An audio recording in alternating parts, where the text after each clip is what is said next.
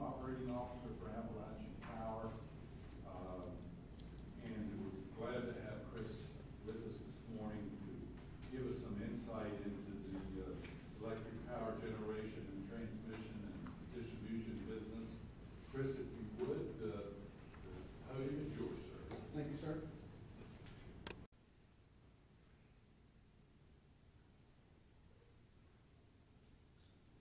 All right, so good morning, everybody, and thank you for having us this morning. I appreciate it. We'll go through a little slide deck, and since the slides are all really kind of a different topic, it may be beneficial just to ask questions on the slide before we move to the next one. So if everybody's comfortable with that, we'll take that approach, if that's okay.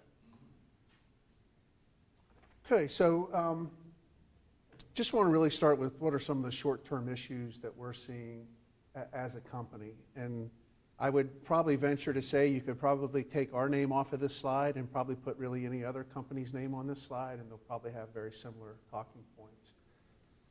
So a couple of things we'd like to point out really are, excuse me, coal and natural gas, which are really our two primary fuels for generation of electricity, have seen dramatic increase in pricing. And I'll give you a comparison because I know it's always funny to do a look back in time. And so a look back in time for us is 1 year ago, June of 2021. And so if you would compare CAP coal, which is Central Appalachian coal, I know Chris Hamilton calls it, it's the good coal, it's the high BTU, low ash content coal, it's the stuff that we like to burn if we can get it. So CAP coal, June of this year, 2022, selling for $162 a ton delivered to the facility. Compare that to June of 2021, $57.55, so almost tripled in price. Talk about natural gas, also a fuel that we use for generation. We'll use the Henry Hub, which is a common measurement point for natural gas out of Louisiana. You look at the Henry Hub, June of 2022, about $7.89 per million BTU. And if you compare that to June of 2021, $3.19. So as you can see, a dramatic increase in the cost of natural gas. So a couple other things I think everyone has seen. Looking at the labor statistics actually last night, the report is we are fully employed. I think around 2.9% unemployment is the number I saw. I think personally those numbers are probably a little misleading. I think some folks are still out of the labor market because of COVID. But so fully employed, and what that really means is we're struggling to get folks. And the other thing we're noticing is now the competition for the folks that you have is now becoming very real, or basically a bidding war either with the contractors that we use or other utilities that perform the same type of work, basically paying more for the same positions. Of course, increased demand. This is something that we had predicted coming out of the pandemic, that we would see a pickup in demand for really all things. So certainly energy, certainly labor, certainly commodities. We predicted that. We did not predict it at the level that it has come back. So of course, increased demand on everything is driving pricing. We talked a little bit about staffing. Shortage on raw materials. And these are kind of the raw materials that are used to build the pieces and parts that we buy to provide our service. But really the main ones, copper, steel, aluminum, and nickel, have been greatly impacted by COVID and the impact around the global economy. And then really ongoing international trade discussions. So I think folks hopefully well versed in here. We have a solar project filed here in West Virginia for approval. We also have some solar also in Virginia filed for approval. And of course those resources, if approved by both commissions, get shared between both states like all of our generation resources. And we were under contract, firm price contracts with these contractors, and when the federal government initiated the investigation into solar supply, we were immediately put on notice by all vendors that a force majeure claim was being made, and they were basically not going to make their deadlines due to no idea what was going to happen with solar panel pricing. Really a good thing came out of that. The Biden administration has dropped the investigation, one, and then two, kind of a 2-year moratorium where you can try to get these projects built so you can take advantage of the tax credits that exist for building those projects. So any questions on this slide before we move on? Hey Chris, just one quick question. Obviously on the natural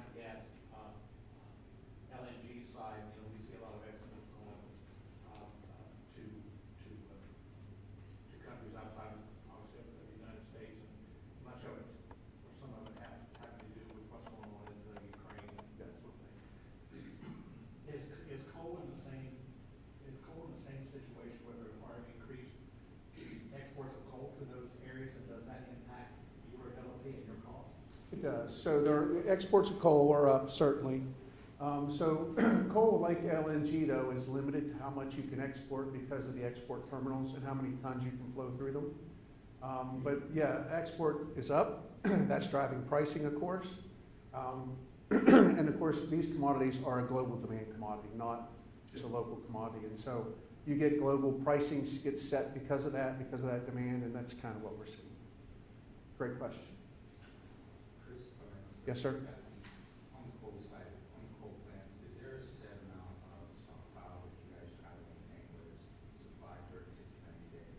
Yeah, so it's a great question. So what we try to do was we try to normally have about 30 days on the ground. Now, granted, we can have more on the ground, but the problem is as soon as that coal hits the ground, we have to pay tax on it. And what that really means is that tax gets passed on to the customer. And so we really don't want to pay tax on something that's sitting on the ground. So in the past, supply has been so good that you can just carry 30 days, and you could always have 30 days. What's been happening to us now is we've had a couple of vendors default on delivery under long-term contracts that we've had. And so we've been kind of conserving coal and now using it to burn in the summer months to try and keep the cost down for the customer. Great question. Okay. Let's change slides here. Just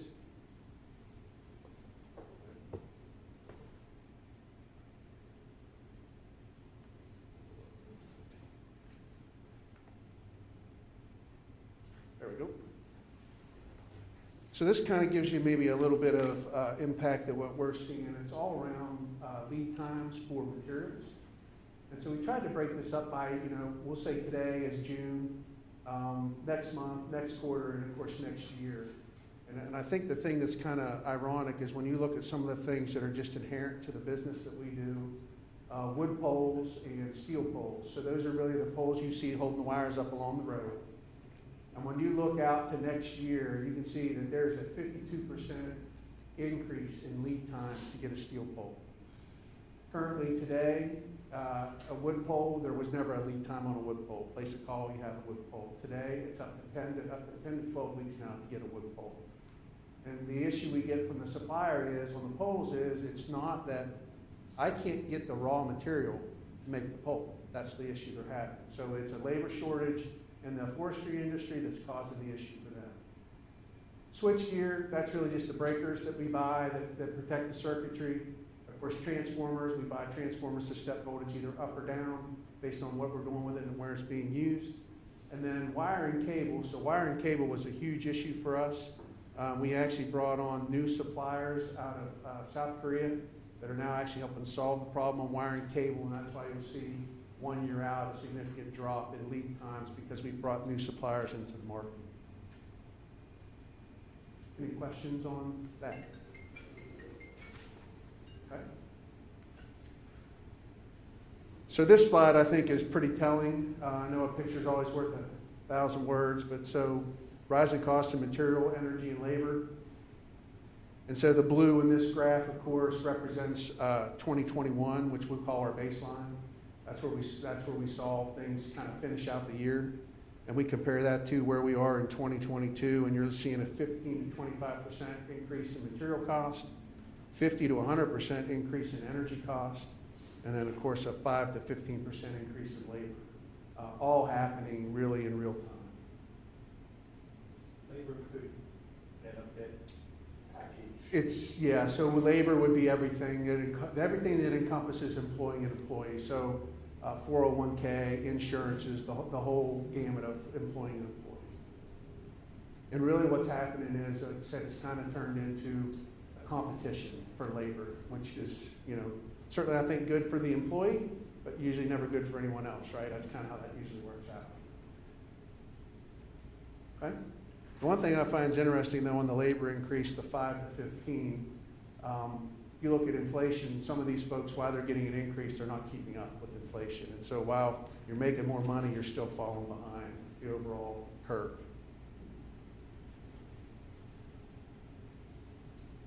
Okay, so I talk about this slide. I think this is a pretty good slide to talk about. So diversification of our generation fleet. APCO has, of course, coal-fired generation here in West Virginia, which would be one unit at our Mitchell plant up by Moundsville. We have our Amos plant in Winfield. We have our Mountaineer plant in Mason County. And so those are our coal-fired plants. We have a natural gas-fired plant that actually sits in Zanesville, Ohio. And then we have a natural gas plant that sits in Virginia. And then, of course, we have all of our hydro plants that are in Virginia, 3 hydro plants in West Virginia. And then, of course, we have solar and we have wind under what's called a PPA, or a power purchase agreement. And all that really means is someone else owns it, and we just buy the output off of it for our customers. And so diversification of our fleet is something that's been big on our mind for really the last 10 years. And the thing that's really kind of driving this discussion now is maybe not so much what the utility wants to do, but what the customer says they must have. And that's what's kind of driving this discussion. And it really came to light for us as we were working with Nucor. And so I think everyone knows who Nucor is, right? A $2.7 billion investment in Mason County, West Virginia. And to be honest with you, we worked with them for many, many months on their contract for energy. And if we weren't able to provide the renewables that we provided, they're not here. And so it is amazing what the requirements are these companies have. And so the terminology that these companies are now using, and we use them ourselves, is what they call Scope 1 or Scope 2 emissions. And of course, Scope 1 emissions are really just what are the emissions that you make as a company because you're in business. So do you burn something? Do you generate any kind of emissions off your facility? So those are your Scope 1 emissions. So Nucor, like a lot of the customers we're working with now, they're reducing their Scope 1 emissions dramatically, and they all want to be carbon neutral or zero carbon by some time in the future. This is where it gets really interesting, though, is when you start talking the Scope 2 emissions. And so Scope 2 emissions, and we'll just continue to use Nucor because they're on the screen, but Scope 2 emissions, though, would be, so Nucor buys electricity from us. So now our emissions impact how Nucor does business. And so what does that do for Nucor? So if Nucor's bidding a contract, and I'll make something up here, but say they're bidding a steel supply contract with some OEM car supplier. In that bid contract now, there are requirements for their Scope 1 and Scope 2 emissions. And if they can't meet those requirements, they can't bid, which means basically they don't have the opportunity to gain any of that work. That was an eye-opener for us, for sure. The thing that's really been eye-opening, though, is how every customer we meet with now, this is the requirement.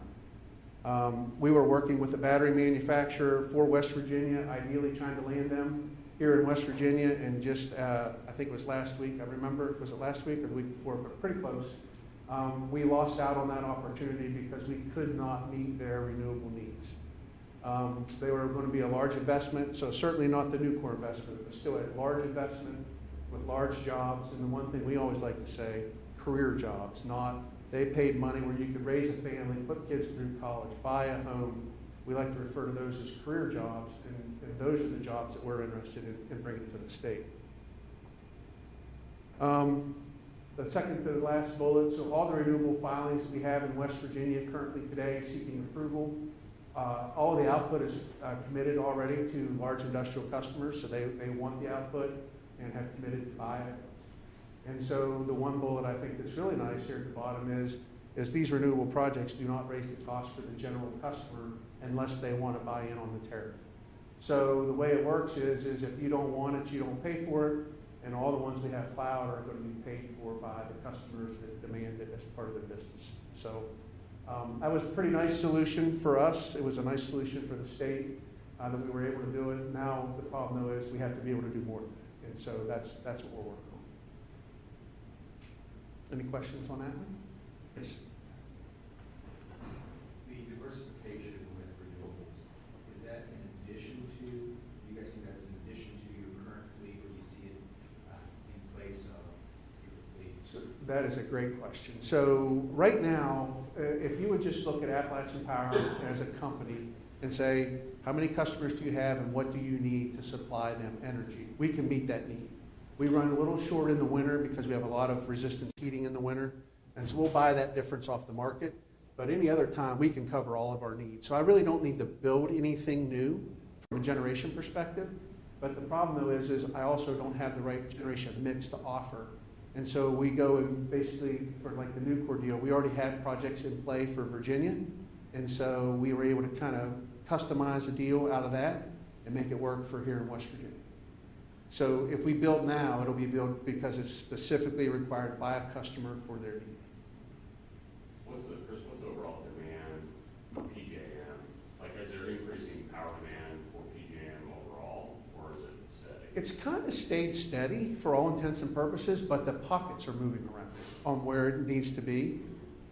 And so what you end up there is the transmission system, which we'll talk about here in a minute. So then can the transmission system handle it? Because, say I make it over here, but I need it over here, and so can I get it there without congestion and all those things that come with it? Good question. Given that a lot of these sources are renewable sources are intermittent, is there a penalty to manufacturers when those aren't running and they have to use coal-fired power or electrons coming from coal-fired power plants? No penalties, no. There's no Okay. penalties. So they know that, it's built into their contract. Okay, And so what really happens is for all intents and purposes, we have to sell all the energy we make into PJM, and then we turn right back around and buy it all back every day for the need we have for our customers. So really, it's just electrons. And there's no difference between a solar, a wind, or a coal-fired electron. So the way this works is you get what's called a renewable energy credit. And that renewable energy credit gets retired in the name of who's paying for it. So they can't sell it. And so that's how they know they're getting credit for the renewable energy piece of it. okay. So there's only so much of it in there. Yes, sir, that's right. And there can't be more than hooked up, right? So it's very limited. Now, some folks will get the renewable energy credits and they'll sell them because there's a market for those, just like anything else, right? There's a market for everything. But like for Nucor, they're not interested in selling. They were interested in that becomes theirs to retire, so they take credit for the renewables within their portfolio and need. And buying that renewable energy, does that still keep them competitive with Chinese manufacturers, Korean? Yeah, Okay. yes. Okay. And they have to be, or like I said, they wouldn't be here if we couldn't get them a Right. deal where they stayed competitive Okay. globally. Okay. Yes, sir. Good question. Well, a big key, what keeps renewable competitive though, are the tax breaks. Tax incentives help. Tax That is, incentives. yes, that is correct. I mean, without those, It couldn't stand on it its couldn't own. stand on its own. Yeah, I think wind is getting there now, but solar clearly needs it, and any type of storage definitely needs it. Battery pricing has come way down, but it's still very, very expensive. So you're going to have some type of subsidy to get them competitive with what I'll just call standard generation. But doesn't renewable get paid on a demand basis, whereas coal and oil and gas have to run to get their credit, to get paid for their generation? Okay, so you're going to, I don't know how deep we want to get, but so in PJM, which is, that's the Pennsylvania, Jersey, Maryland, that's the transmission interconnect that manages us. Right, They have two components that you get paid for. One is capacity, so the ability to do something. right, And then the other is the energy or the use of what you've generated. right. And so the way it works in PJM, so if I have let's just use the Amos plant, it's close. So the Amos plant, it'll bid into the capacity market. It bids in once a year for 3 years out, is how it works. And we do that every year.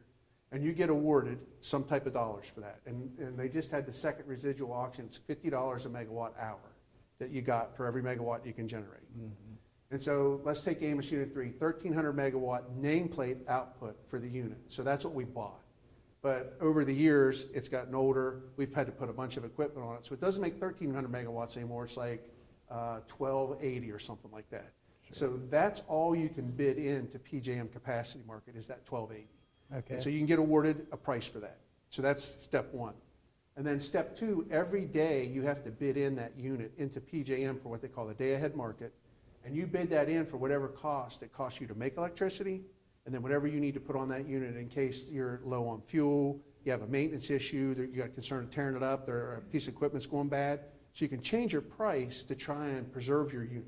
And so you bid that in, and if you get awarded, you run the next day and you get paid that for that day you're running. And so it's a two-part component. Capacity is one piece, energy is the other. On renewables, so let's take a renewable project. So we've got a 50 megawatt renewable project in West Virginia that we're going to hopefully get built here. So it's 50 megawatts nameplate, that's what it makes. But in PJM, I can only count 33% of that for capacity. So I can't bid in the 50 megawatts. It's 50 multiplied by 0.33 is all I can bid in for capacity. Energy, I can bid in, I can try to sell all 50 of the energy. That's up to me. Sun's shining, I can sell it. Now, where it gets tricky in PJM though is, so PJM saying the more of these renewables come on, it's causing me a problem to manage it. So that 50 megawatt capacity multiplied by 0.33 for the bid in for capacity, it's worth 0.33 this year. Next year it's worth 0.31. Year after that it's worth 0.27. And they start ratcheting down the capacity of that because it's becoming more problematic to manage it all. Got it. I didn't know Thank how you. deep we want to get, but we Got can it. spend all day on PJM. Yeah, exactly. Chris, can I have one more question? I'm sorry. Yes, sir. So, taking out the new customers that demand the new renewable, does APCO have any plans of changing the ratio of diversification, short-term, long-term? So right now, since we don't have to really build anything because we can meet our customers' the need and demand, the only thing we'll go forward will be is it'll build for what the customer requests. And of course, that's going to be some type of renewable for sure. And then the only other thing we're really working on is, of course, you got energy efficiency and demand response. And those are good programs because usually they're a little lower in cost to implement and more folks can usually take advantage of them. Okay?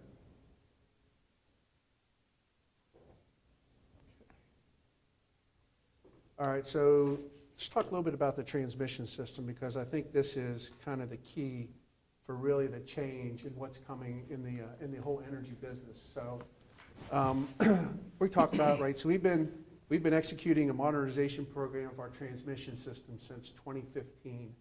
And so why 2015 and why did we start then? So just to refresh everybody, in 2015, at least in West Virginia, we retired some old coal-fired power plants. So the Sporn plant, the Cameron plant, the Kanawha River plant, they all retired because when you looked at what it cost to put emission controls on those units versus their age and what would it do to their dispatch costs, they would have never run because they would have cost so much. So we retired those units. And when you retire those units and you take them out of how the transmission system was built, you kind of make a hole in the transmission system. And you can't move power around the way that you need to. So it kicked off our transmission revitalization program. And that's when we started, was in 2015. And so we've replaced and rebuilt a significant amount of transmission in West Virginia. And it's something I always like to tell folks, and folks don't find it hard to believe, but so we have a sister company in Texas called AEP Texas. And they cover from the north part of Texas all the way down to the border with Mexico. Can you believe that we have more line miles of transmission in West Virginia than we do in Texas? We have the most line miles of any operating company in AEP. And so there's a reason for that, right? Because the 765,000 kV backbone system to PJM, which is owned by AEP, runs through West Virginia. We have more 765 in West Virginia than anybody. And that is kind of the backbone of the PJM transmission system. The problem, though, is all that stuff was put in the, actually, 1900s, the 20s, the 30s. That stuff's all old.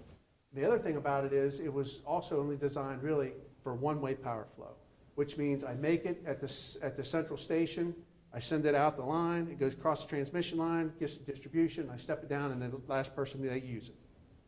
That worked great when it was originally built. The problem today, though, is it doesn't work that way, and it won't work that way going forward. You're going to have a lot of folks now that are either, let's say, self-generating at home with either solar panels on their roof, or they've got a generator at home, or some means to generate at home. You may have an independent person generating in the middle of your system, and so you need to be able to let power move now both ways. And so that means new breakers, new relaying, new protection schemes, and new equipment to allow that to happen. And so that's all been part of our rebuild. And the other thing that's really pretty interesting about the rebuild is to upgrade the standards in the rebuild to be able to handle the weather patterns that we now see. And so I know everybody's lived through these last couple of storms. They seem to certainly be more intense than ever before, and they also seem to be more frequent. And so the design upgrades that you're seeing that we're putting in are being able to withstand those storms, which is a good thing. So the bad thing, though, certainly not on the slide because some of this is confidential, but I can talk about it as long as I don't talk about names. So where are we in that rebuild program? So for transmission lines, so these will be the conductors that you see running in the air. The design life expectancy for that equipment is 70 years. And right now, our average age is 56.9 years. So you can see that we've got a ways to go here to get things upgraded. Circuit breakers, average life expectancy is 50 years. We're at 15 years. We've done a little better there. And transformers' life expectancy is also at 60 years. And we've got the average age down to 35.8 years. So we still have some work to do. And you said, what, 56.9 was your average transmission age, Dale? That's the line, the line. actual conductor, yes. Conductor, yeah. Chris, is there any interest or using the high voltage, the DC lines compared to the AC? Is there any benefit to that for you guys? There is. We have some of that. We have more of that in our western footprint. Though our western footprint doesn't have as robust a transmission system, so you use a lot more of that high voltage DC. But it is expensive to convert over and then convert back once you get it to where you send it to. And so the AC is certainly the way to go, especially in the east because we have such good infrastructure built in it. Okay?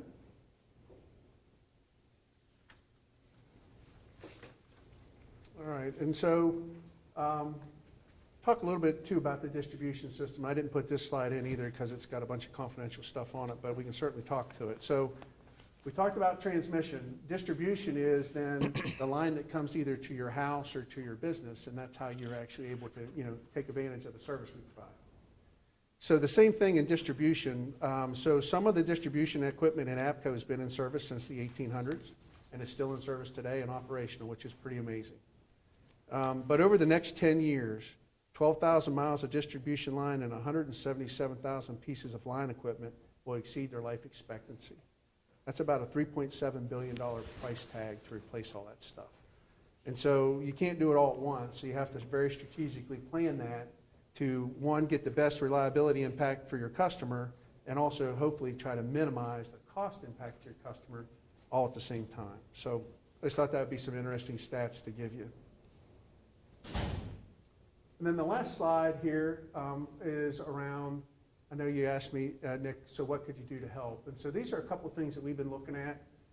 We've got a lot of feedback from some interveners in some of our cases on some things to look at, but it's around securitization of the assets, our coal-fired assets, and our deferred fuel balances. So why would you securitize anything? So securitization basically is you just take whatever either the fuel balance is or the net book balance on the facility. So basically what's left to basically depreciate it to $0. And you convert that cost over to a bond, basically. These bonds are AAA rated bonds, so they're good bonds. And you basically sell the bond. And of course that bond has a different financing rate than we finance dollars for. So there's a difference in financing. And the problem is these numbers are so big that 1.5, 2 point interest difference on $4 or $5 billion, a lot of money. And so one, that's a way you can reduce some cost. And then the other one, when you securitize, the company gives up their ability to earn on that investment. And so what that means is, so any investment we make today, it gets, of course, it goes to the Public Service Commission here in West Virginia and Virginia.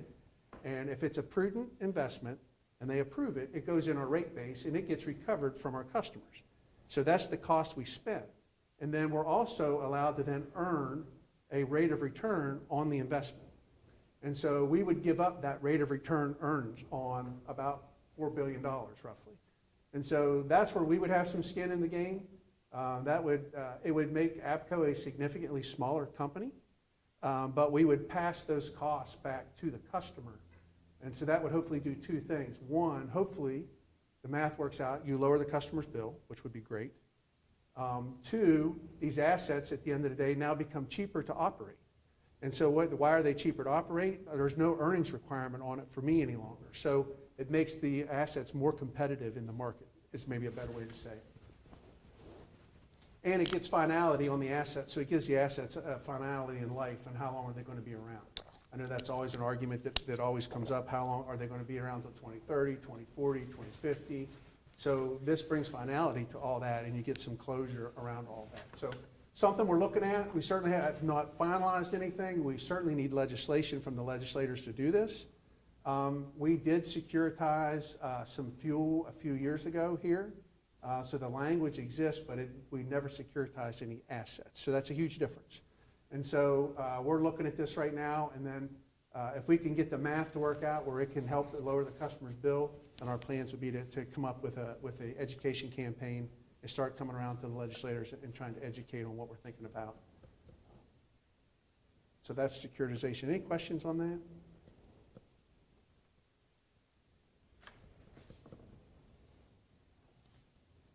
Okay, any questions at all for me? Chris? Yes, sir. We had a presentation, maybe meeting before last, don't know if you were present or not. Steve Winberg represented a group called Net Negative or something like that. Okay. But as I recall, the gist of it was, and Representative McKinley had offered a bill in Congress to promote this concept, which Okay. was basically to retrofit coal-fired power plants and capture the carbon and either sequester it or send it via pipeline somewhere Right. else. Right.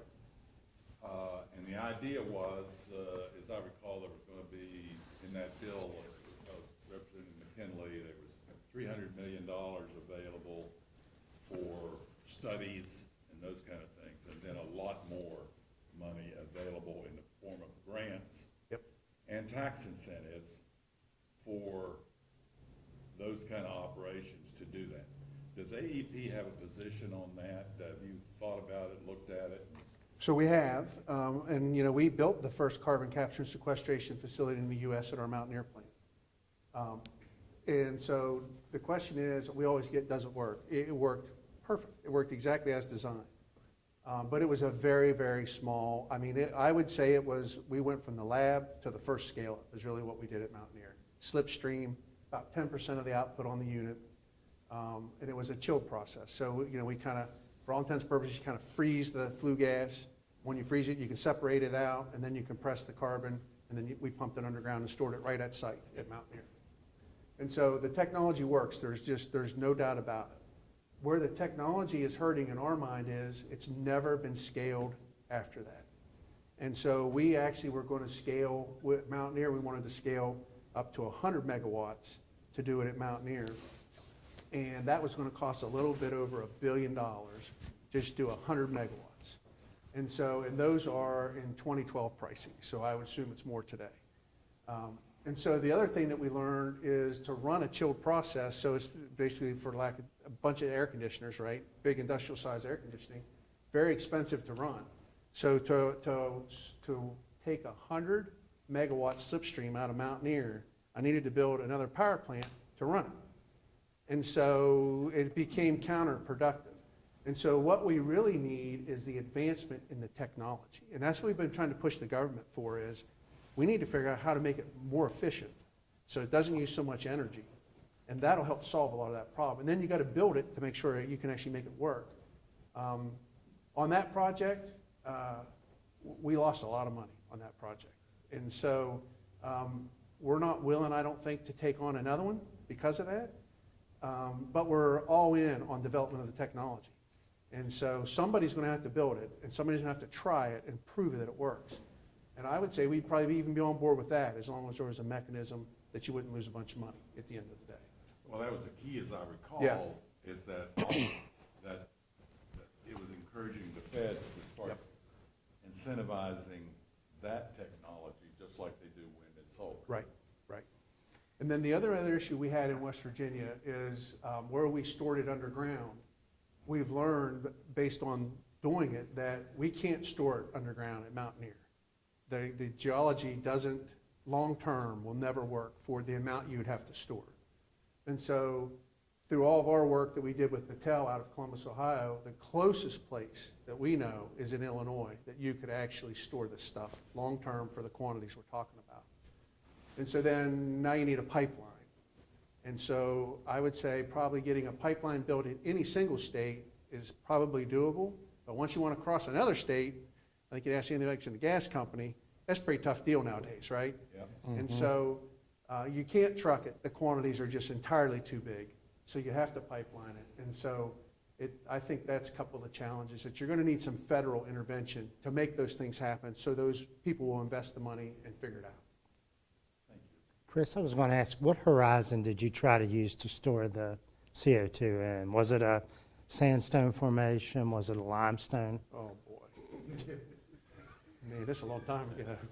How about? Because somebody told, I'll tell you what, somebody Okay. told me last week, the Fed requires for these class 14 wells, I think is what they call them, that they require you to prove that that plume will stay Right where there. you put it for 50 years. Yeah, yeah. And there's very few places other than the Gulf Coast and Illinois up to Dakotas That's right. where you can actually find a formation that will do that. That's correct. Is that, you believe that to be true? That is true. Okay, Yeah. That's why we believe Illinois is the closest place to put it in the yeah.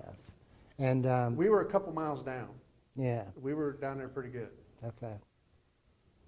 And why could you not, I mean, we've got salt formations, we store natural gas in reservoirs all over the state, Ohio, West Virginia, Pennsylvania. Those will not hold? No, Okay, pressure's too high. okay. Steve, did you have a question? Sorry. I know there's been a lot of questions today about PJM, Yep. and I know that's a pretty deep subject. Would you be able to offer to the committee, have someone from PJM come in and speak to this group if they, Yep. so, if they're so interested? Yeah, yeah, I mean, PJM's an all-day discussion. Yeah. And then you gotta have it again next year because they changed all the rules on it again. So, I mean, it's a constantly evolving thing and you gotta stay up on it. Yeah, That's a great suggestion. yeah, I read an article in the Wall Street Journal that said, most of the solar opportunities, Southwest United States, sun shines all the time other than night. And then most of the wind, Midwest corridor, the Great Plains. How much of this stuff do you put on the grid before the transmission system won't get it to the market? A third of the U.S. population lives between D.C. and Boston. That's right. So you've got to have a hell of a transmission system, it Yes. would seem like, to get it to where the people live. Right. So, but otherwise, you're going to have an unstable grid and rolling blackouts and all that Right. good stuff. So it's a great question. And so that is, PJM owns that responsibility in our territory, right? But there's SPP and there's all those other Right, ones that do it. ERCOT, all those, yeah. But so that's why it's like, so if, say you wanted to go build a new renewable project, of course, you have to apply to PJM to do it first. Right, And you'll get what's called an interconnect number, and then you'll start the process. That takes a couple of years because they have to go through all the analysis on where you want to put your output, how much is your output, and then what does it do to the entire Grid. system. And that's why it takes so long to get that interconnect done. Now, they just changed the rules, though, and they're trying to expedite getting these projects through quicker. But you don't want to shortchange that process, or you're going to have exactly what you just mentioned. right, You'll find the weak spot at the wrong time. right. Yeah, Okay, thank you. great question. Other questions? Okay. Chris, thank Thank you you. so much. Thank you very much, I appreciate it. Okay, next, we have Mr. Jim Cruz, who's with Marathon Petroleum. He's the Vice President, the Northeast Business Development for MarkWest Energy Partners. And, Great job. Thank you. Jim Yes, sir. Mosher, he's my neighbor and my friend. Jim, I'm really glad to have you here. Thank Anxious to you. hear what have to say. Advance. Thank you, Mr. Gaunch, I appreciate it. On behalf of everyone at Marathon, I want to thank you for giving us the opportunity, first of all, to come here and address you today. I'm going to talk about gathering and processing, something that we do here. There's 3 distinct divisions of Marathon today. The refining division, you're all familiar with that. We own the refinery down at Catlettsburg. And up at Canton, Ohio, I think we're AEP's largest customer. And then the processing plants that are in our group. And then we also have a logistics group and storage group, and that's the group that pipes the refined products and the products out of our plants around the system, gets them to distribution terminals and that sort of thing. So I represent the GMP, or Gathering and Processing Unit, and that's what I'm going to talk a little bit about today. The infrastructure we've built in the state, and what we've built out here over the last 10 years to process the wet gas that's in the Marcellus and Utica shales, of which the Appalachian Basin went from around 2010 and 2011, we produced about 1 billion cubic feet a day to maybe 2 billion. We're up at around 34 billion cubic feet a day in this region right now. Over a 10-year period, the entire United States only produces 90 billion cubic feet a day. So about a third of all the natural gas that's produced in the country today is coming out of Appalachia. Quite a significant achievement. In addition to that, we're gifted by the fact that this formation, both the, all three of the shales that we have here, the Huron, which is the upper Devonian that we've been producing over the last 100 years, the Marcellus, which is also in the Devonian era, and then down in the Ordovician area is the Utica Shale. All three of those have natural gas liquids in those. And so you may ask, what are those and what's the difference between an oil reservoir and a gas reservoir and gas liquids? Well, in a gas reservoir, at reservoir pressures and temperatures, 5, 6, 7,000 psi and a couple hundred degrees, these natural gas liquids are still in the gaseous phase. And so as they come up the wellbore, they're depressurized, the temperature decreases, they start to precipitate out these natural gas liquids, boil off. Very similar to the process that you have this time of year, let's say more like August, September, October, where it's been a very humid, hot, humid day like today, and then a cold front comes through at night, and you see this sheen of water droplets on your windows, on your car. We're doing the same thing to precipitate out these liquids that are in the reservoir. And the United States is the Saudi Arabia for production of these natural gas liquids. The entire rest of the world only produces about 5 million barrels a day of natural gas liquids. The United States by itself is now producing about 6 million barrels a day. And about 1 million of those barrels are coming out of these plants here in the Appalachian Basin. So that's what I'm going to talk about. You can ask me questions. I know just enough to get in trouble on refining and just enough to get in trouble on some of the other things we do, but I'll try to answer your questions. If I can't, I'll tap dance and get you an answer after the meeting. So this is a little bit of the history of, you all might know us as MarkWest. That's who we were before. We wanted to put, John Fox wanted to put his mark on the West. He was from California and Colorado. And he ended up, his first major acquisition was Columbia's processing plants in southern West Virginia and eastern Kentucky. And so rather than putting his name, or rather than putting his mark on the West, he put his mark on the East, but it wasn't prudent to change the name. So anyway, he bought the Canova, Boldman, Kentucky, Cobb, West Virginia, right up the road in Clendenin in the late 80s. And then we started to expand. We bought an oil pipeline in Michigan. We started buying processing plants, gathering systems, fractionators down in the Gulf Coast, out in West Texas. And then we came up to western Pennsylvania, northern West Virginia with Range Resources. We were working with them in Kentucky in the Nora field, and they wanted to try the Marcellus. And after about 80 wells, they figured out how to break the shale and start to get the gas out of there. So we built our first plant around Houston, Pennsylvania, expanded down into Majorsville, West Virginia, Mobley, West Virginia, and Wetzel County, Sherwood and Doddridge County, and then Smithburg plant in Doddridge County as well. And then in 2015, Marathon came knocking and bought us. The reason was the amount of liquids we were producing were getting more and more difficult to clear. We didn't have the manufacturing once had in the Appalachian Basin. You know, the manufacturing corridor used to be on the Ohio River from Paducah to Pittsburgh. There was just one plant after another. And we don't have that infrastructure anymore. So we were shipping these products all over the world. And Marathon came in and said, hey, you know, a gallon of gasoline has about 40% naphtha or drip gas in it. We use butane during the winters to boost the octane number of gasoline.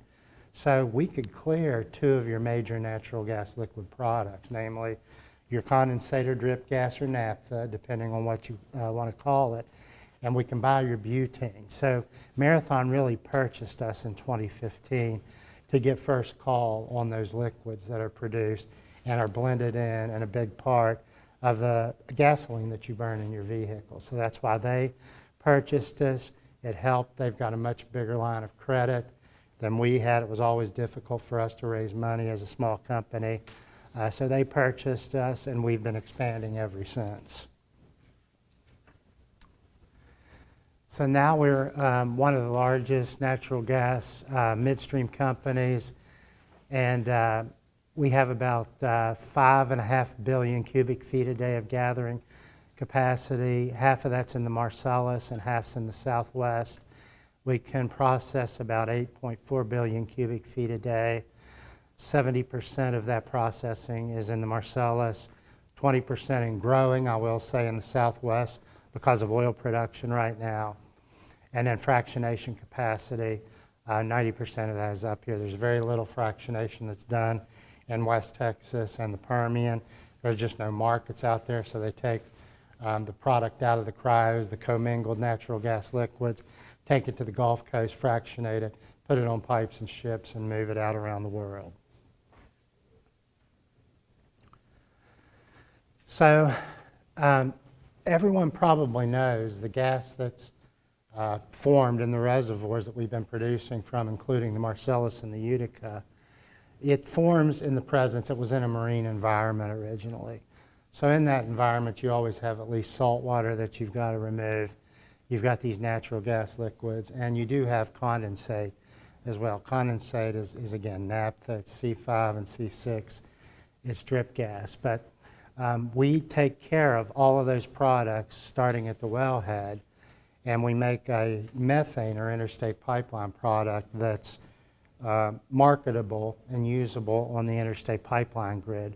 Power generation, fertilizers, plastic products, light plastics from ethane, ethylene. So a lot of people have the misconception or misperception that the gas comes out of the ground, natural gas, and it's ready to burn. There are a few wells that are like that, but for the most part, there's a process that all of these wells at least need to go through dehydration and compression before the gas can be put out and is marketable out on the interstate pipeline grid. How do we do it? At these cryogenic plants, so we use a combination, probably much like Chris was talking about. He used a lot of refrigeration to turn that CO2 into a liquid, I presume. And so what we do is that gas stream, we subject it to very cold temperatures. First, we start at about 1,000 pounds at the inlet of the plant, and we drop the pressure down to 250. That expands the gas. You get a natural cooling effect. Joule-Thomson is the technical name for it. That cooling effect precipitates out some of the liquids. Then we apply mechanical refrigeration, just like you have in your businesses or at home, to the gas stream. And then we do one more step to take it down to either minus 120 or minus 160 degrees. And what we do is expose it to a turbo expander, nothing more than a jet engine running in reverse. Rather than the impeller compressing the gas coming out of the back of a turbine, we expand the gas. And by further expansion of it, we can take it down to these very low cryogenic temperatures where all of those natural gas liquid products, ethane, propane, isobutane, normal butane, and drip gas, all form a liquid. And that commingled liquid stream we call Y grade is moved by pipeline to a fractionator. So I said a lot there. I'll stop and ask if there's any questions at this point about any of it.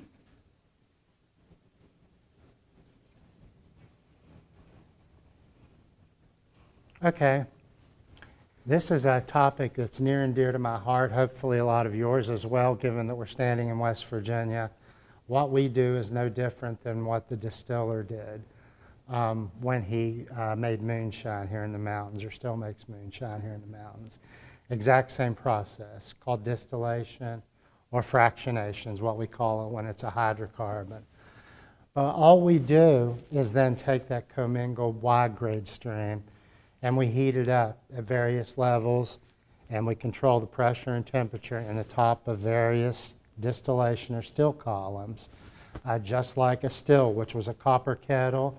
you put your mash in, and you heated it up. And what happened there, after you put your yeast in, the alcohol started to vaporize before the rest of the mash product did.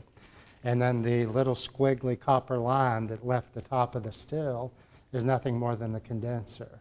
Same thing that we do at the top of our columns.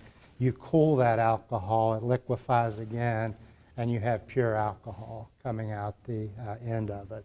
And so all we do is have various columns where we know the boiling point, boiling pressure and temperature of the hydrocarbon. And for instance, the first tower that we come through is the demethanizer. Out of the top of it, the methane and some of the ethane come out of the top, and out of the bottom is a propane, butane, isobutane, and drip gas mixture. And that goes to a subsequently smaller still column. We heat it up under controlled conditions, and purity propane comes off the top, and then off the bottom comes your normal butane, your isobutane, and your drip gas. So we do that in successive towers at the fractionator, and we make these purity products. Ethane, propane, well, first methane, of course, that goes out on the interstate pipeline grid. Ethane, propane, butane, isobutane, and then drip gas or naphtha, whatever you want to call it. Any questions about how that process works?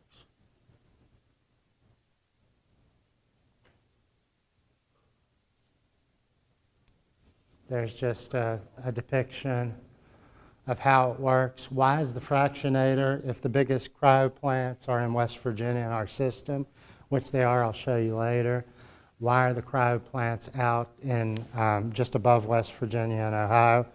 In Pennsylvania, it's because they're on Class 1 rail lines and because they're on the only liquid pipelines that run through this area. The liquid pipelines kind of run in a corridor between Cincinnati. They skirt the suburbs of Columbus, they come across near Pittsburgh, and they go on to Philadelphia. So right in that general arc is where you need your fractionation facilities to be, close to those pipelines so you can deliver the purity products and get them to market. We also load an awful lot of rail cars, so if you can minimize short line rail fees, you preserve the value of the product for the customer as well and drive the cost down. So that's why you see all the fractionators in this basin commingled right there along the Ohio River, right near where West Virginia, Ohio, and Pennsylvania all come together.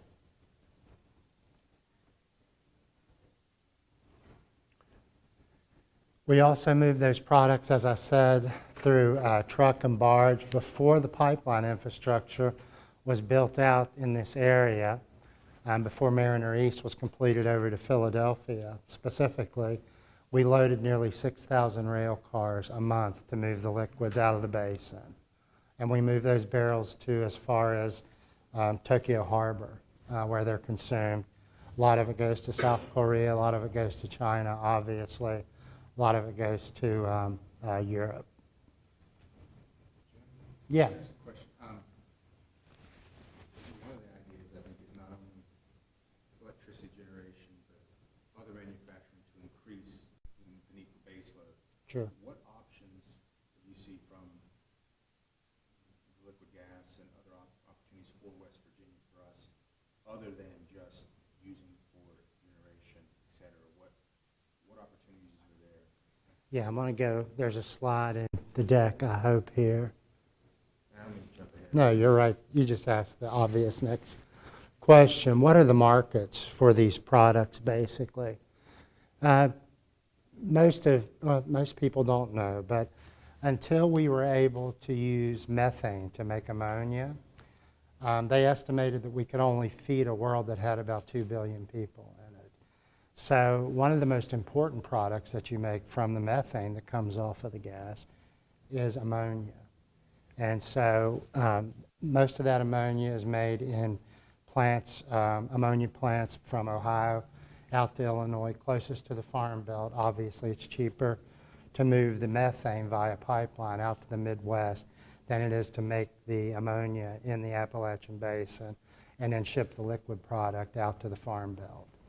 So ammonia power generation, you can use, obviously it's used for boiler fuel. You can make cement is made from natural gas generally. You have a limestone or dolomite that's heated up in natural gas and makes a product called clinker. You crush the clinker, it's a ball that forms, and you crush that, and that's what cement is, Portland cement.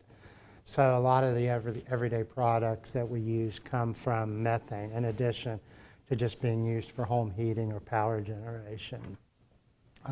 Also for power generation, talked about that. They have a couple of power gens in their fleet, gas-fired.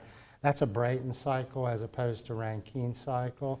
And that Brayton cycle plant is very efficient. It can be 50 to 60% efficient when you're burning gas in a turbine. And then especially if you're using the waste heat off of the exhaust, take that heat through an exchanger, make some steam, and drive a steam turbine with that. You can really drive those efficiencies. Whereas your most efficient coal burner, unless you're using a superheated unit, is about in the mid-30s. So that gas, and it also can come online pretty quickly. Some aeroderivative gas-fired engines can come up in less than 15 minutes. And I know AEP has those on their system as well. Many of them merchant. So anyway, that's what the methane can be used for. The propane, all of this stuff can be burned for heat. There's no question about that. But generally, the ethane is used to make light plastics in the world through a cracker. That's why we've tried so hard in this state, and all 3 states in the region, to get an ethane cracker. And I'm happy to say that the Shell Monaca cracker is now taking ethane from us, and it's right up near where West Virginia, Ohio, and Pennsylvania come together in Monaca, Pennsylvania. And by late July, they tell us they'll be consuming a full 100,000 barrels a day of ethane, and they'll be making thin film, high-density polyethylene, and low-density polyethylene in that facility. So that's the primary use of ethane. You can also make ethane to make ethylene oxide, and that's a chemical that we're in need of here to keep the existing chemical plants running. Practically every plant left here between Huntington, Point Pleasant, down up to the Bell plant uses ethylene oxide that they get from the Gulf Coast. And the DOT doesn't want that shipping us up here anymore, so we would love to get a source of ethylene oxide in the basin as well, and not risk DOT completely closing the door on that. Propane is used predominantly to make polypropylene. Those are your harder plastics. Obviously we all use propane for some heating uses, but generally propane and ethane are the base chemicals for about 60% of the chemical industry around the world. And a typical ethane cracker like the one up at Monaca will have 55 plants downstream of it to make the next level of chemicals that come from ethylene. You can also make propylene from through a propane hydrogenation plant. That would also give us a source of propylene in the basin to make heavier plastics. Also, you see there are styrofoams, alcohols, other chemicals, and of course, as I said earlier, the butanes are used to upgrade the gas, get you a little higher octane out of your gas stream, and that helps your engine reduce knock and ping, and that's usually what the butane is used for. Then the naphtha condensate has 2 general uses. One is blended in, it's about 40% of a gallon of gasoline, or it can be used as a diluent. And that means it's used as a mechanism to sweep heavy oil out of the tar sands, for instance, in Western Canada, in the Athabasca tar pits, or out in California in the La Brea tar pits. That condensate, C5, C6, is injected into the reservoir, and you can use it to sweep heavy oil out of the reservoir. So that's what those products are used for. Did that answer your question? No, absolutely. Okay. And of course, any state that brings us worked with Ed many times, that brings us an opportunity for any one of these, where they're going to use this to manufacture. We go and make a pitch to try to get them to locate. We do the same thing in Ohio, same thing in Pennsylvania, same thing in Kentucky. So we always try to get people. We would rather ship this stuff here 10 miles and have it made to the value-added product here, as opposed to shipping it to Tokyo Harbor and Seoul. And then we get to consume the product right back here in the United States again. Here's where our facilities, the southern is in the traditional, conventional Devonian fields. Been here for years. Columbia originally built these facilities. We've expanded them. And all of the southern facilities, they're the Cobb facility outside of Clendenin, Canova there just outside of Huntington. The liquids out of these go to a fractionator we have at South Shore, Kentucky, and we rail all of the purity products out of South Shore, Kentucky, or we load them on the barge and they go down to the Gulf Coast. And then in the north there are the unconventional plants. The Sherwood-Smithburg facility, we believe, is the largest gas processing plant in the world now. The Russians claim they're going to build one. That one does 3 billion cubic feet a day by itself. It's at West Union off of Route 50. And I think that's the biggest consumer in our division of AEP's output there. Not much smaller is the Mobley facility in Wetzel County. It's rated at 1 billion a day, and the Majorsville facility rated at 1.5 billion cubic feet a day. So that's the system that we built out over the last 10 years. We're looking to expand a little bit right now, but as we've discussed before, the main challenge in expanding is the fact there's no more residue takeaway, and you always have methane or pipeline quality gas takeaway that's produced. It's usually, kill that for me, thank you. It's usually, I think anybody wanted to hear Sympathy for the Devil during the middle of mine. So anyway, this took us about 10 years to build out. We started 2011, 2012. What you see there's about $17 billion that we put into the assets. The Ohio assets are to process Utica wet gas volumes, and that Utica probably extends. There's a gas liquid window, a dry gas window that goes into West Virginia, and then an oil window that's probably west of I-77 in Ohio that probably goes all the way out to Lima, Ohio. The Marcellus, the wet Marcellus, goes about 1 county in Ohio all the way through West Virginia, outcrops over near the Virginia border. And although the formation is shallow, it extends all the way into southern West Virginia and the Virginia border. But we have, again, a Y-grade line there and a purity ethane system that's tied to the ATEX system, Appalachia to Texas, and tied to the TEPCO, Texas Eastern Products Pipeline, and that's a propane pipeline that runs from Philadelphia back to the Gulf Coast.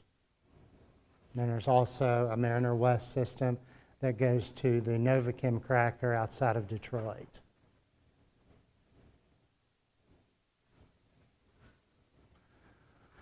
Just a picture of the facilities. Each one of these towers is a distillation column. They go for $80 to $110 million each, and we've got 13 of them.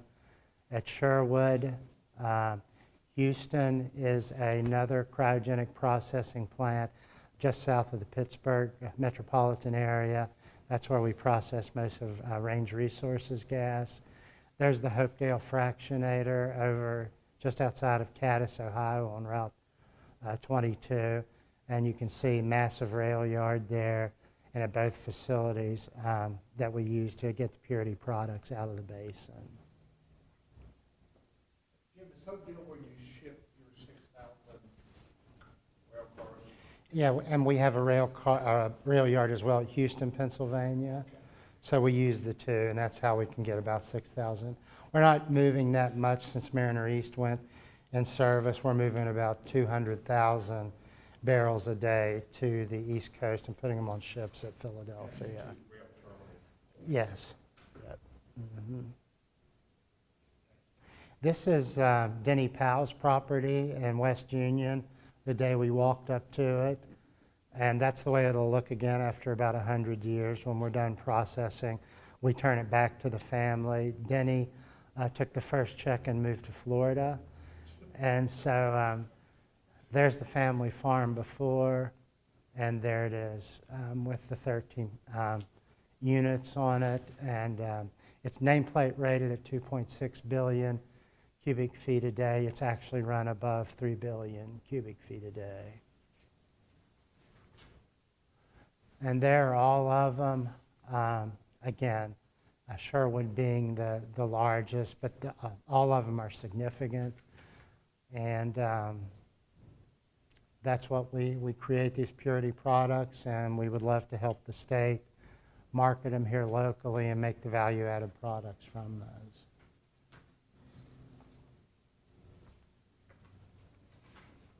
Do you have any questions?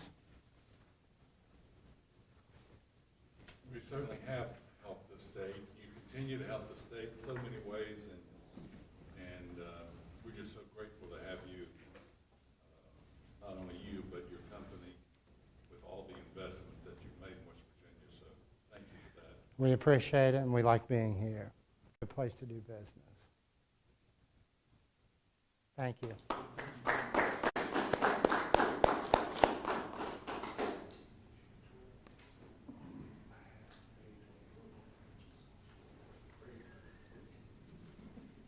We'll see. Well, We'll thank see. you, Jim. We're also very fortunate today to have Kyle Mork with us, who's President and CEO of Greylock Energy.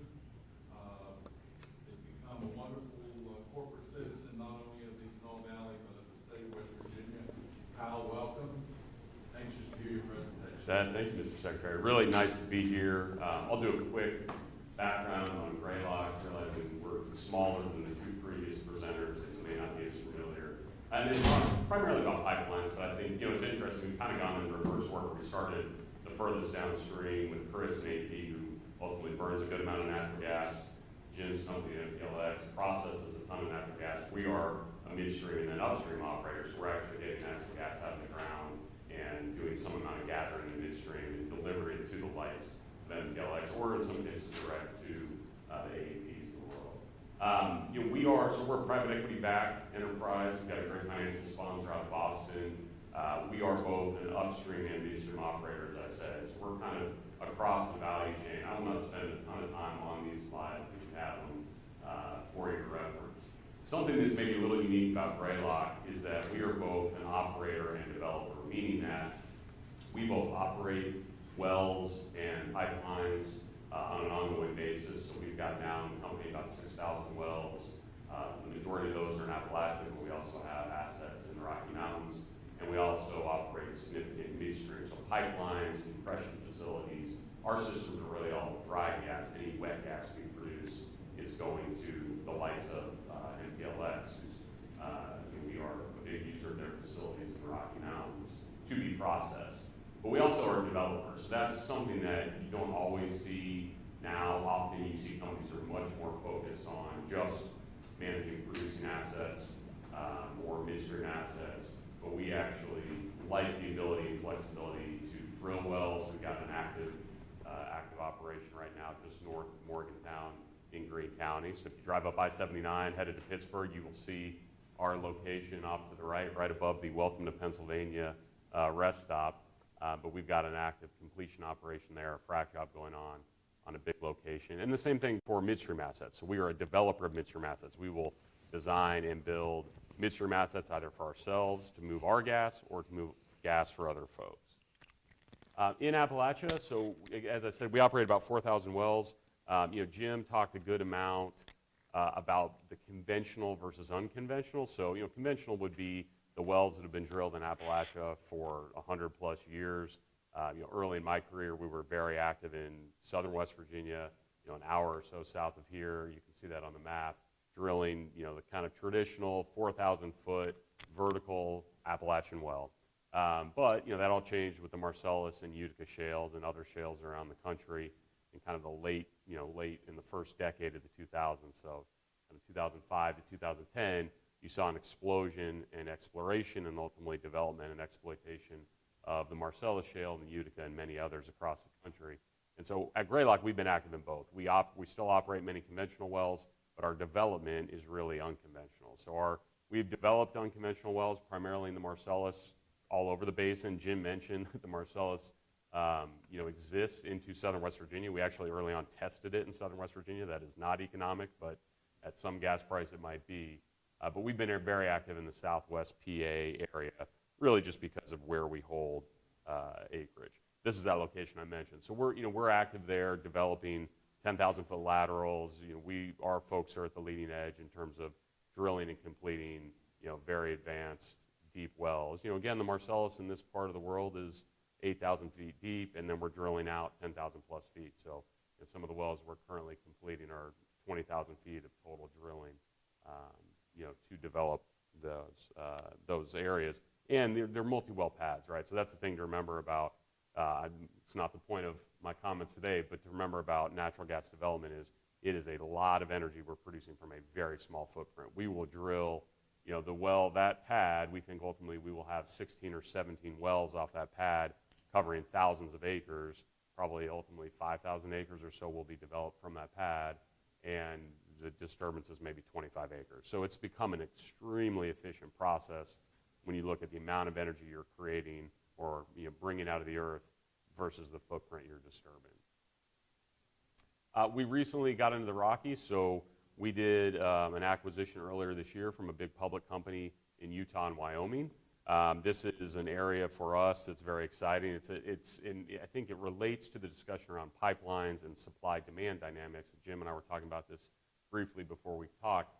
The Rockies is kind of the opposite of Appalachia, and I'll talk about supply and demand in Appalachia for natural gas, but the Rockies is actually short gas. So the Rockies has very steady demand and has a supply base that's below that demand by a good amount and decreasing. Supply continues to decrease there. You're not seeing the amount of drilling you've seen in other places. This is more of a conventional, we're in a couple of basins, but it's more of a conventional area. So the development, really active development in these areas kind of stopped with the advent of the shales in, call it 2002, 3, 4, 5, and therefore you've had declining supply. And so what's interesting is demand hasn't changed, right? Natural gas is still being used heavily. Even California, with the push to renewables, still burns a tremendous amount of natural gas. That's being sourced from these fields largely in Utah and Wyoming and other parts of the Rockies. And so we see the pricing dynamics are very different. Chris referenced the Henry Hub, which is the benchmark national price for natural gas. And in Appalachia now, because of the supply and demand dynamics, we are typically receiving as much as $1 discount from that price. The Rockies is very different. Often you're seeing a premium to that price because of local demand. So we also have the midstream business, and this is interesting because this gets into the conversation around pipelines. We started in the midstream business to serve our own needs. Basically, especially as the Marcellus took off, there was a lot of pipeline that needed to be put in the ground to gather the gas, in a fairly small area for the wells we were producing. And at the time, we thought, well, we can control that and do it ourselves and ultimately not pay somebody else to gather that gas for us. That's really how our business started in terms of the modern midstream. But what we've seen recently is more opportunity with downstream users of natural gas. And so we've had recent success, especially on what we would call the last mile, right? So you've got massive transmission throughout Appalachia and many great big companies like TC Energy and Enbridge and many others. But often to get that gas to the new steel manufacturing facility, like the Nucor one being built in West Virginia, and there's one in Kentucky that's about to go online, that's not necessarily their specialty. And so we've got some nice traction in helping consumers of natural gas, big industrial users, and even power plants who need that gas off the main interstate system, bring it to their door. There's often measurement, you've got to change pressures of that gas, you've got to build some pipeline, maybe compression, depending on what's going on. And so we've had some nice success there. And so that also dovetails into, I think, what's very important about the broader conversation around pipelines, and Jim said it perfectly, is pipelines are great, and we'll talk about pipelines in Appalachia and in West Virginia, but even better is to have more demand locally. We have the biggest and best gas field in the world right here underneath our feet. The more demand we can create locally to drive the higher use products, the better we are. That is a way better answer than shipping gas to the Gulf Coast. There's nothing wrong with that, but we'd love to use more of it here. Same thing, obviously. Please interrupt me. Yeah, so yeah, yes, I thought that might be the case. Yeah, I think this probably is not needed, but, and again, talking a little bit before the meeting today about this, and this really is not a political statement at all. This is just the world energy companies are living in, and you've seen it even this week where you've got politicians, and this can be both parties, really talking out of both sides of their mouths. So if you go back, especially to last year, there were these, massive efforts in Washington to try and hammer, especially the big oil companies, to reduce production, produce less oil. We've got to transition as fast as possible. And of course, the war in the Ukraine really changed all that. And I gave a talk last week in Pittsburgh at a big industry conference. And my point, one of my points there was energy security has kind of re-entered the chat, right? I mean, everyone has realized with what's gone on in Europe that, oh, wait a second, we still consume a ton of energy. Renewables are increasing dramatically, but they cannot fill the gap.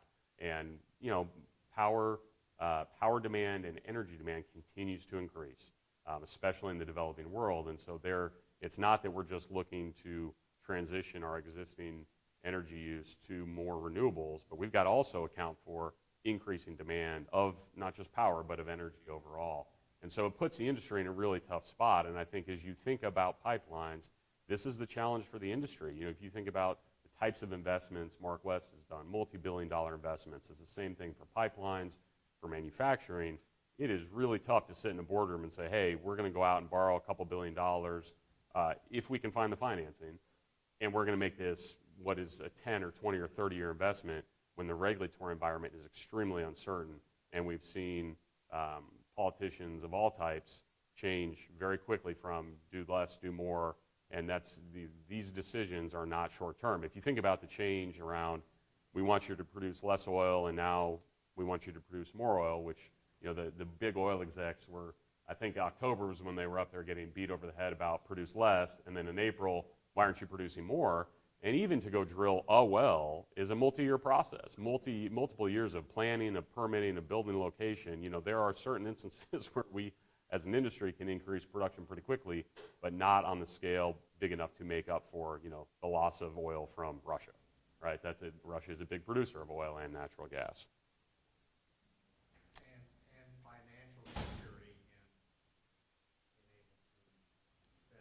Yeah, that's one of the biggest things, and I know this, again, I'm going a little off topic, and I know, the Treasurer of West Virginia has taken kind of a leading role in this, but I will tell you, especially as a kind of a mid-sized company, obtaining financing has gotten dramatically more difficult. There are fewer and fewer banks lending to the energy business. To be fair, some of that is the last 10 years have been pretty tough on energy companies and on lenders in certain cases, but a lot of that stems from regulatory uncertainty for them, from new requirements. They are basically being told, don't do this anymore, and we have found certainly that there are fewer and fewer lenders, fewer commercial banks, and we're talking big banks that are willing to lend to energy businesses, right? It definitely impacts the ability to run our business. We recently refinanced debt on our upstream business, so the drilling and completions and production operation. We're the healthiest we've ever been in my career financially. We are healthier than most of the public companies, and that was still a very difficult task because of the kind of the lay of the land with financing. So it's an interesting world right now. Kyle, real quick question. Are you seeing any impact with insurance carriers also? I know that's something that we're starting to also see is folks walking away from coverage, or maybe not walking away, but changing the premium so much that it's basically walking away? Yeah, I think it's certainly not a primary driver, but it's definitely a secondary driver for us. I mean, with our acquisition, we were actively in the insurance markets. We also have to place a lot of bonds, right, for future obligations around plugging and that sort of thing. Yeah, it's gotten more difficult. And I would say for a company our size, who doesn't have an investment-grade balance sheet, although we're not an investment-grade size, I should say. I think our balance sheet actually is in that range, but we're not that scale. The requirements around collateral are higher. So it's, all these things make the cost of our business much more expensive. I would, again, say, I promise I'll get to pipelines, that for our businesses, if you look at where the price of natural gas is, and it's interesting, Chris quoted 7-something. Today, it's actually, gas is traded today in the mid-6s. It's down over $2 in a week. So there's a tremendous amount of volatility in the business. Now, I never thought I would see gas above 4 again in my career, so I'm happy with it at 6, but there's still a tremendous amount of volatility in the business, and that creates that creates an interesting dynamic as well when it comes to making long-term investment decisions. So around pipelines, to set the lay of the land, I probably should have a slide on this, but I think I can talk you through it. Nationwide, we produce about 95 BCF per day of gas, 95 billion cubic feet per day. That's up in the last 15 years from probably 70. Of note, Appalachia is about a third of that. So we're producing 33, 35 BCF a day in Appalachia, really all from West Virginia, Pennsylvania, and Ohio. And that's up from 2 BCF a day before the Marcellus and Utica shale. So we've seen unbelievable growth. And of course, we've gone from where prior, and there was some conversation about this earlier, similar to Chris's point about transmission and kind of switching directions. Before we brought a lot of gas from the Gulf Coast to Appalachia and then on to the Northeast to satisfy demand. We didn't have enough supply here. In the last 15 years, the entire interstate pipeline system has been rewired, if you will, to move gas the other way. So we now have an abundance of gas in Appalachia, more than we can use. And so we're moving a lot of it back to the Gulf Coast. We're moving a lot of it to the Northeast, to the Midwest, to the Southeast. You've got population growth in the Southeast, so more power gen, natural gas power gen. So we've had to completely both rewire how we move gas on existing pipelines, but also build a tremendous amount of new pipeline. The challenge today is we're capped out. So we are at that 33, 35 BCF a day. There is no ability to grow production more than that on the aggregate in Appalachia. We have nowhere to take the gas. So there's really two solutions there. The kind of most meaningful, or I would say the most material in terms of quick impact, is pipelines, right? So, a pipeline out of Appalachia, if you look at the pipelines that have been built and that have not been built in the last several years, you're talking anywhere from, 0.5 BCF a day to 2 or 2.5 BCF a day. So it's a material increase in potential production out of Appalachia. And obviously the other opportunity to develop more and have more economic activity as it relates to natural gas in the basin is to use it here. So this gets back to the point Jim made very well. For all of us, I think we would love to see more use of natural gas in West Virginia and in surrounding states where we're not exporting as much from the basin. As it relates to the pipelines, though, and I should say of the 95 BCF a day that we produce in the U.S., the majority is used in the U.S., but today about 12 BCF per day, so 15% or so, is going overseas as LNG, and another couple of BCF a day, 3 or 4 BCF per day, is going to Mexico. So we are exporting a decent amount of natural gas. We are more connected to international markets, but remember, natural gas today in Europe and in Asia is selling for $25 to $30 per MCF. So we still, as consumers and as users of energy in the U.S., have a massive advantage. Gas costs are up, without a doubt, natural gas, and certainly oil is as well, but we are still seeing a huge discount to world prices in the U.S., and that should persist. Even with more LNG, that will persist. With pipelines, though, the challenge has been, if you look back over the last probably 4 years, there have been 7 BCF per day. So remember, again, we're producing about 33 to 35. There's been 7 BCF a day that have been either canceled or indefinitely delayed. And the most notable one that's still out there is Mountain Valley Pipeline. That's Equitrans. EQT has kind of the anchor position on that pipeline.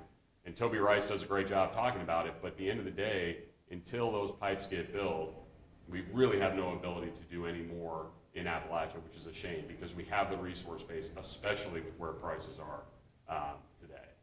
And so, the inconsistency in permitting is very difficult. The challenge, and I think Chris referenced it, building a pipeline inside of a state where you're not under FERC jurisdiction is still possible. Between states, when you become a part of the FERC jurisdictional process, that gets to be much more difficult. And I think what you've seen, and this gets to kind of the question on, okay, well, what can we do as a state? What can this group do? I don't want to say lack of coordination among the states. There is an opportunity for more coordination because what has happened is even if West Virginia does everything to accelerate the permitting and, in the case of Mountain Valley Pipeline, Equitrans is ready to go and can build all the pipe in West Virginia, which I think by and large they have. If it gets hung up in another state like Virginia, it doesn't matter. That pipeline cannot be completed. And so that really is the challenge, is that I think folks opposed to the development of natural gas, the transportation of natural gas, have quite astutely used the permitting process and any part of it that they can exploit to put Court system. court system, absolutely, to put put those pipelines to a halt. I think Mountain Valley at this point is 90+% built and in the ground. So we are not helping anybody, not the least of which the environment, to not get that completed. There's a very small additional amount of that needs to be built, but it can get hung up in either the regulatory process or in the court system over, a couple of river crossings, a couple of stream crossings, a small section of pipe can hold up the entire thing. And that's really the challenge. Cost of development, absolutely. I mean, Chris did a nice job laying out the increase in their costs. That's certainly true in our business as well. We've seen in some cases, we use a good amount of steel, both for the drilling process, but also obviously with pipelines, which are all made of steel. We've seen prices up 100% in some cases, so that certainly impacts it. Labor costs are up, as everyone knows.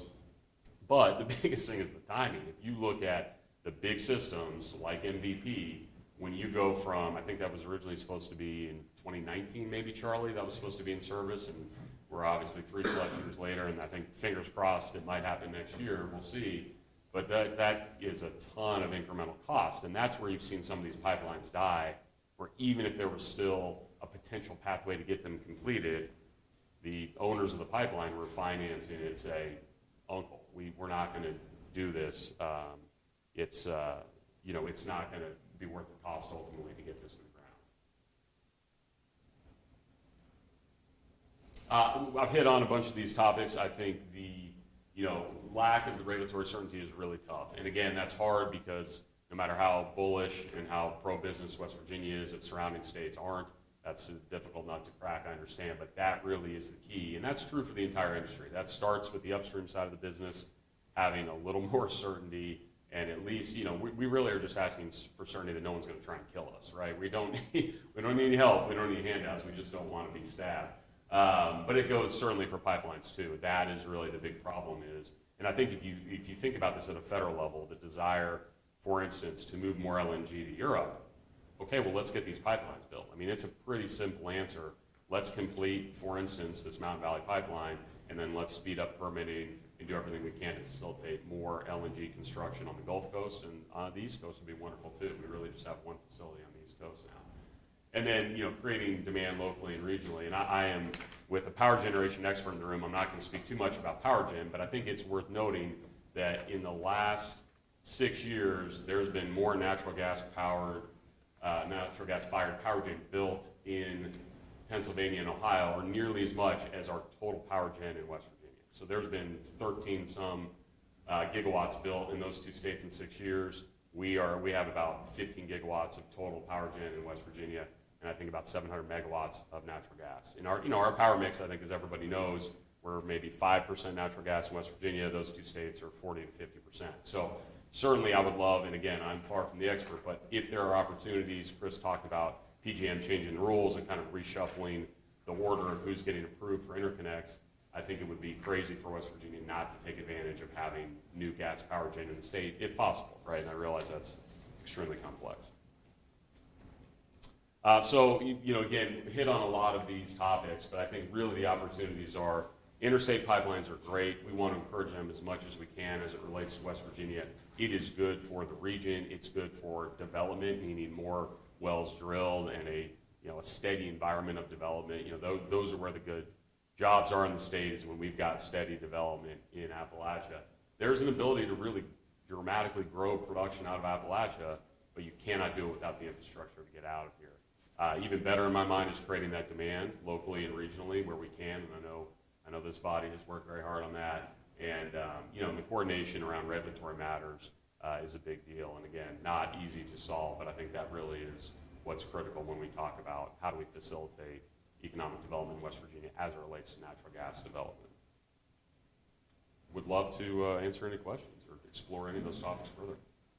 Kyle? Yeah. First of all, thank you. That was a great presentation. Yeah. Thank you very much. Happy. I got a question for you, and it might actually pull in maybe a comment from Chris, is there's a little bit of a dichotomy between the interstate pipelines regulated by FERC. I understand transmission lines, state by state, you don't have FERC necessarily oversight on that.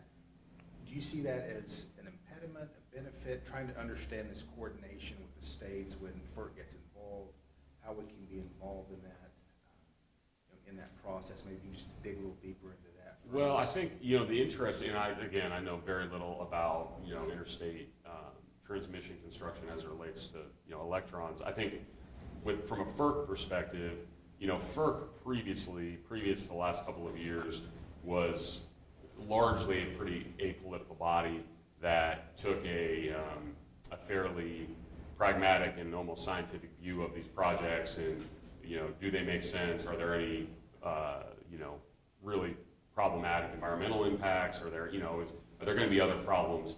Remember, with natural gas, you don't have the balancing issues you do with the electric grid that has to be balanced, second by second. That's not the case with natural gas. We have natural gas storage. We have new demand being created, so it's not the balancing act that PJM and other interconnects have to deal with. But with FERC, I think what's happened is you now have a lot of pressure, like you're seeing in the banking industry. There's a lot of pressure on FERC to consider the downstream effects. And so what you've seen FERC start to opine on is, well, we have to consider the emissions ultimately created by the gas that's being burned wherever it's being burned. And so Chris talked about scope 1 and scope 2. That's scope 3, right? As the end user of our product, what emissions are they creating? Again, to me, that doesn't make a ton of sense because you're really talking about, if you've got a new generation facility in Georgia that needs gas, they want the gas, there's a desire there for the gas. Should the pipeline not be built because it's transporting the gas to that facility? To me, that doesn't make a lot of sense, but that's what you've seen more and more out of FERC is, I think, a lot of pressure to consider downstream environmental impacts, beyond the environmental impacts of the pipeline, but really downstream emissions impacts. And I think that's some of the difference. Nick, I was going to say, we anecdotally, I didn't put the slide up there, but we build pipelines out of the Permian too in West Texas, Midland, Odessa area, and we only have to permit through the Texas Railroad Commission to build down there. 80% of our capital budget is going down there right now. Now, oil and the oil price has a lot to do with that, given that our reservoir up here is generally gas and gas liquids. But just the fact that we don't have to go through the federal government, we can build through, it's one-stop shopping in Texas to get to the coast.